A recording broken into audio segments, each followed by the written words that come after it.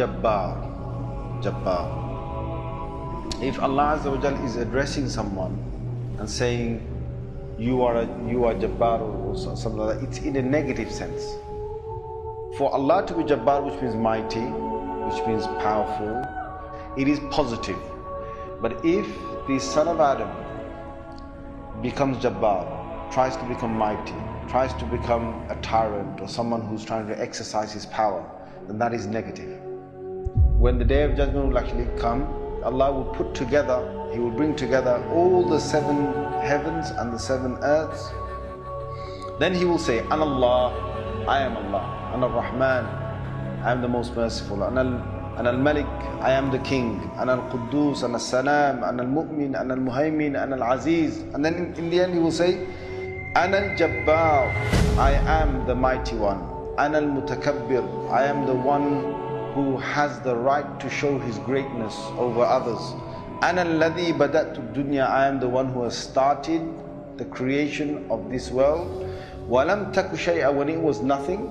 And ana ayna al-muluk, Allah then follows on by saying, Ayna al-muluk, where are the kings? Ayna al-jababira, where are those mighty ones?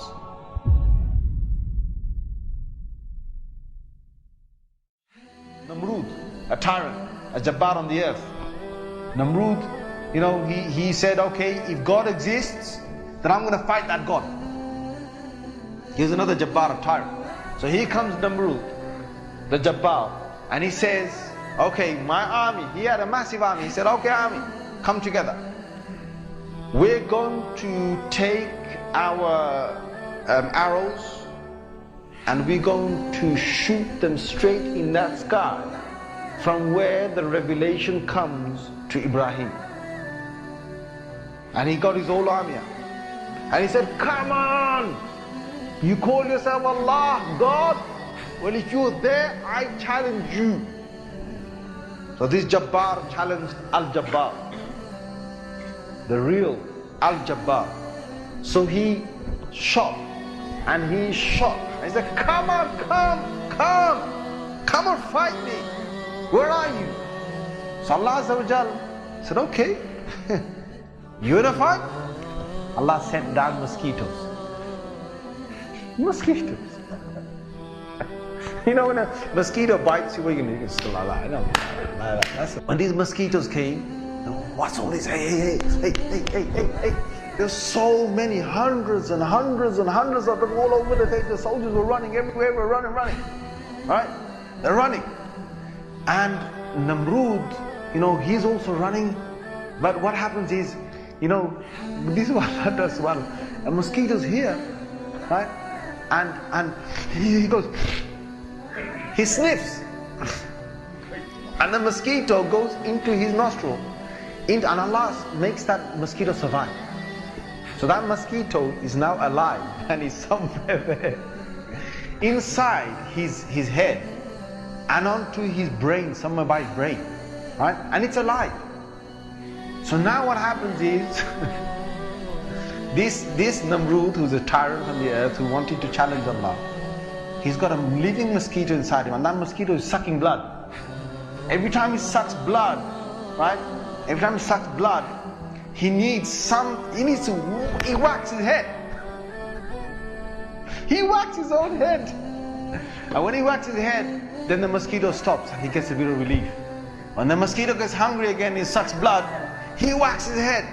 Then now he's getting tired of whacking himself. So he told his soldier, he said, hey, listen, stand next to me with this club. If you have a mosquito and you're trying to sleep, what's the sound of the mosquito?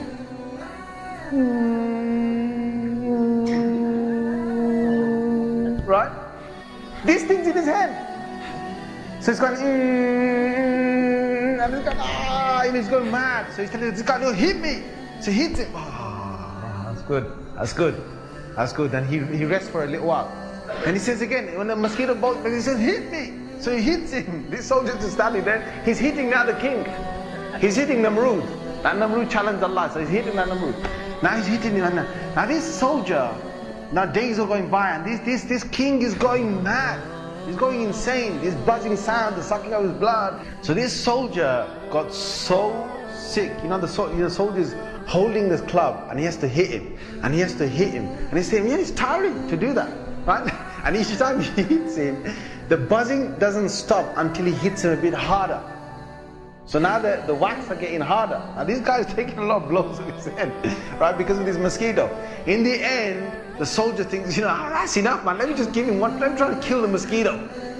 So he whacks this king, and by hitting him so hard, this guy collapsed on the ground, and that Jabbar is dead on the ground.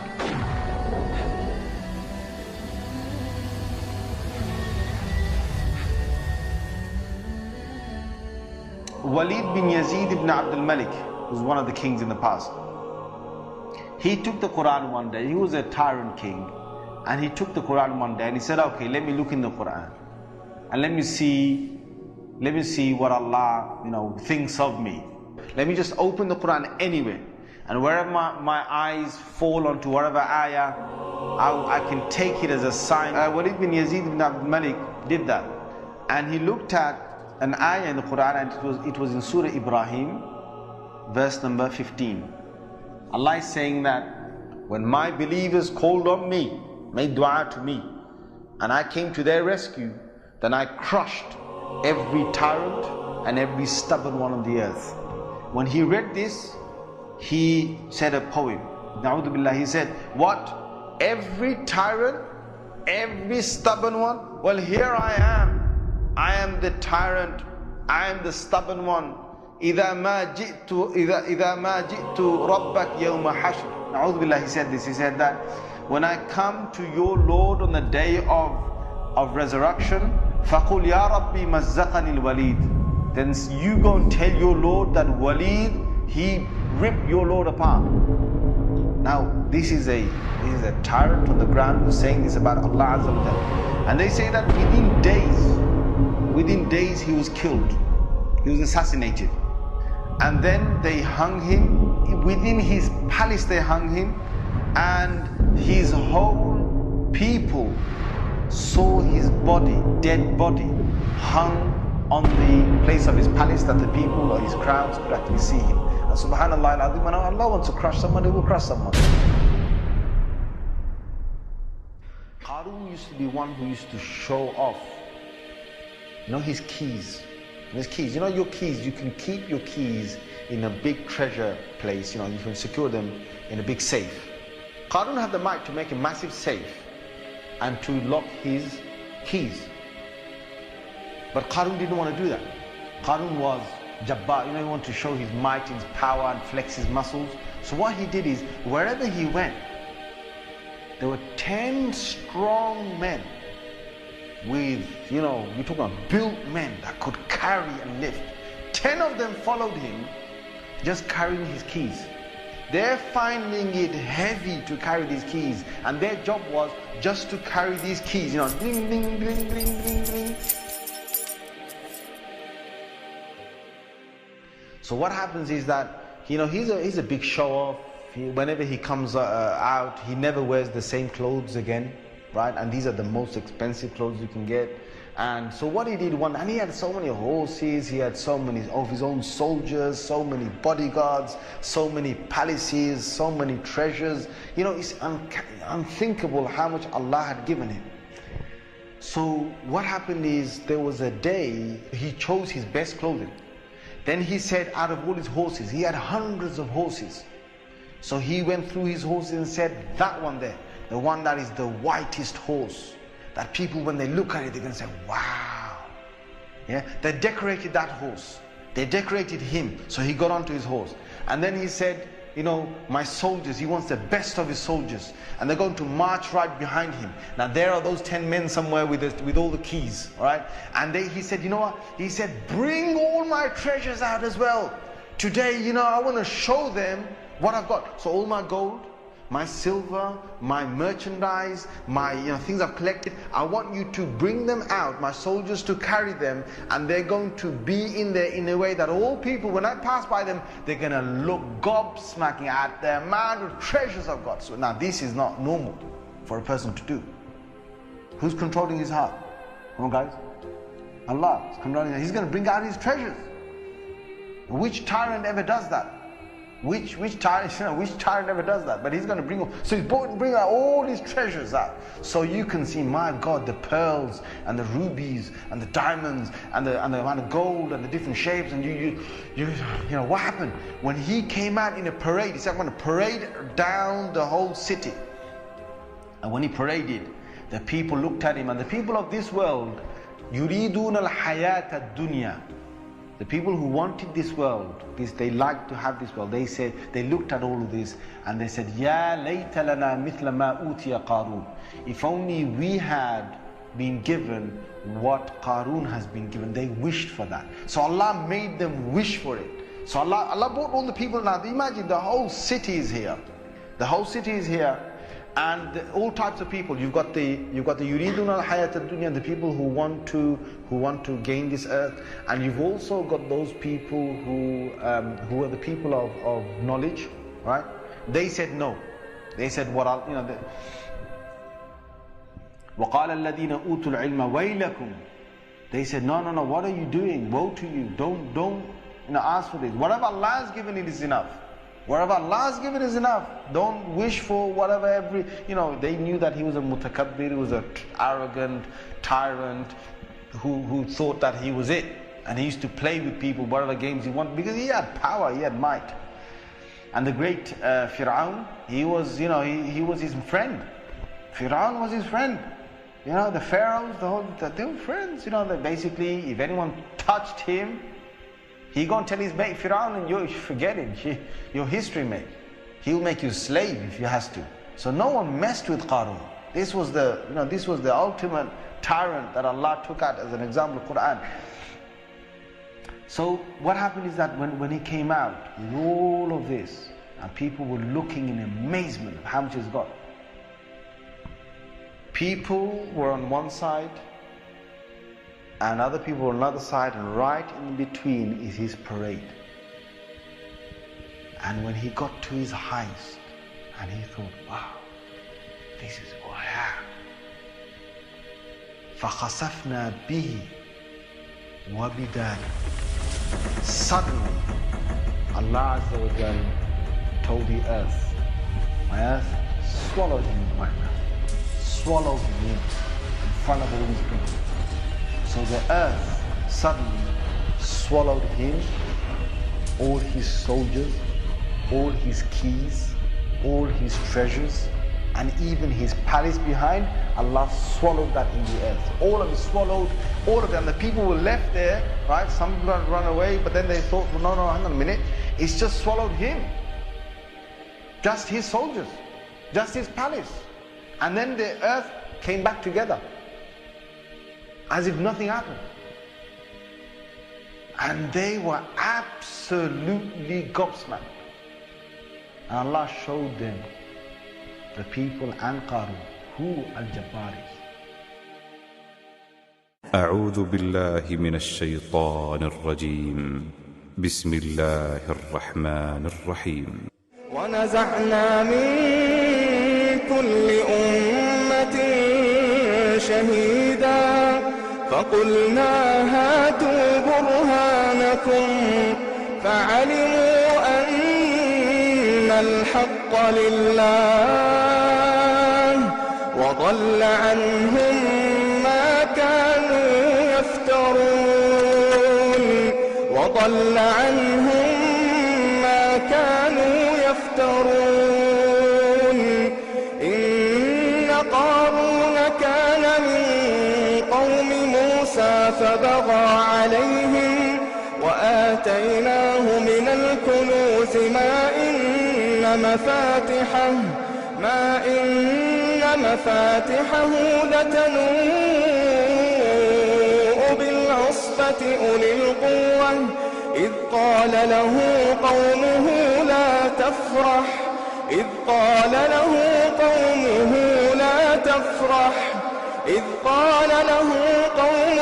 لا تفرح إن الله لا يحب الفرحين وابتغ فيما آتاك الله الدار الآخرة ولا تنس نصيبك من الدنيا وأحسن كما أحسن الله إليك ولا تبغ الفساد في الأرض إن الله لا يحب المفسدين.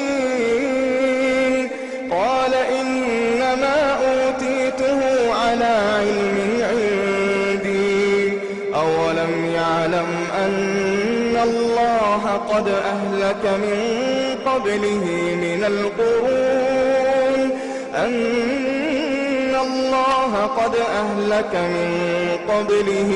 القرون من هو أشد منه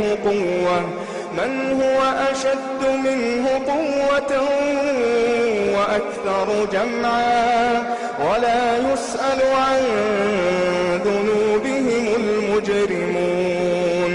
فخرج على قومه في زينته قال الذين يريدون الحياة الدنيا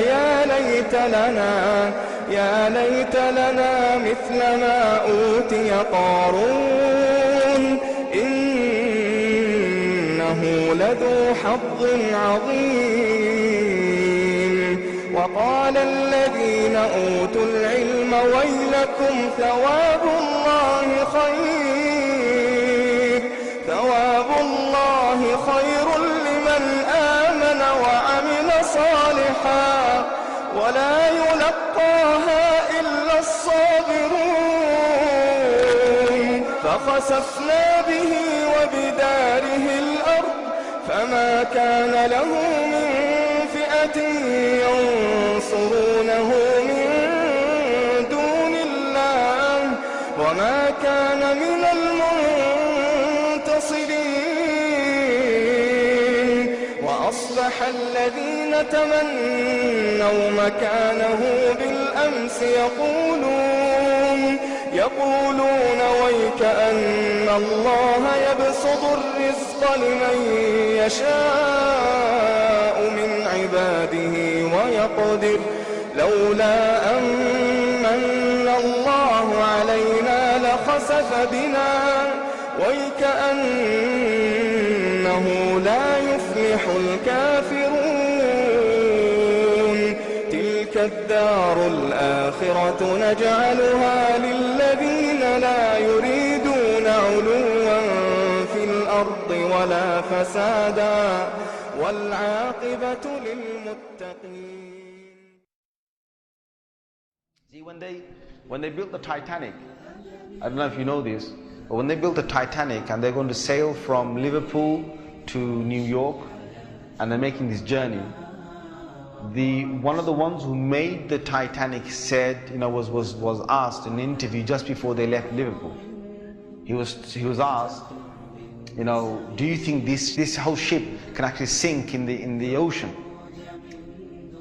And you know what he said? This Jabbar, this tyrant said, he said that even if God wanted to sink it, he couldn't sink it.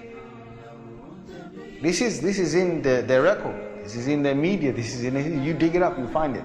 He said even if God wanted to sink it, he wouldn't be able to sink it. So they went.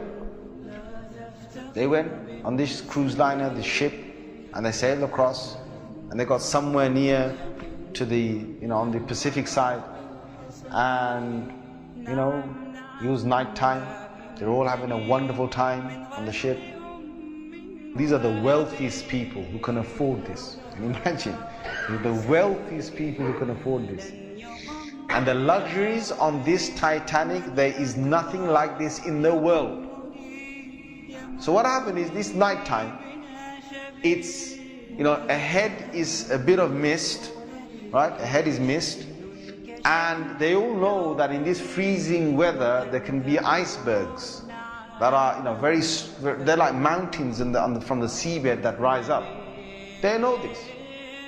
But Allah's got their hearts in His hand. So He makes the sailor of this ship say, nah, don't worry. You guys have a nice time. Don't worry.